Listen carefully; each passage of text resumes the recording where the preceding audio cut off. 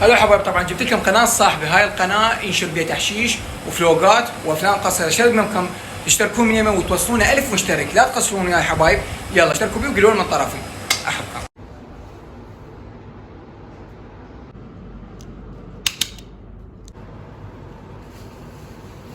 استغفر الله. يعني تدري انت درجه الحراره 60 مدري 70 وحاره اسمه الصمت، يعني عود ايش تطفي السبليت؟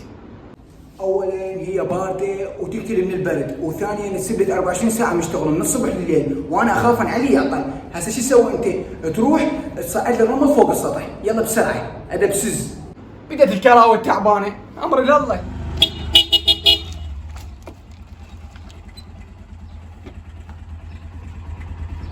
الو ضلعي، انا واقف بالباب، اريدك تطلع لي بسرعه، محتاجك بشغله ضروريه تفيدك بسرعه.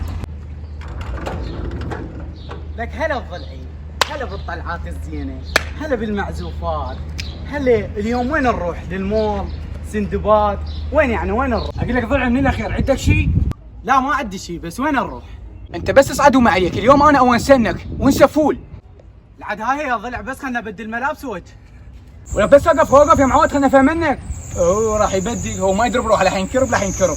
خذ راحتك بدل.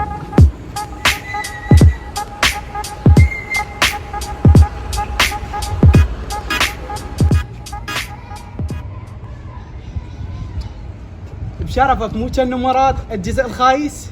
يلا يا معود، اسعد تاخرنا. بشرفك بس معزوفه شغل.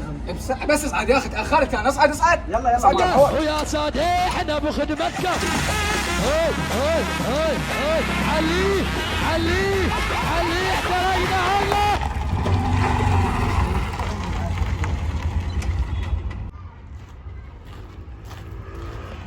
شنو هاي؟ المن جايب لي بيتكم؟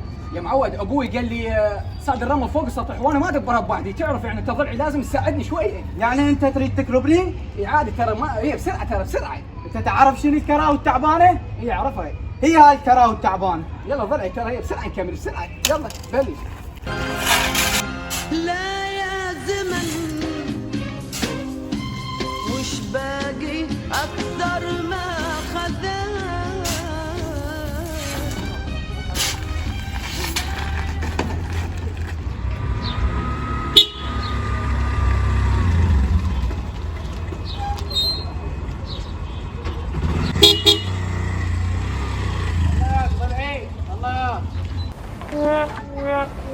ننعل ابوكم لا بكراويكم التعبانه.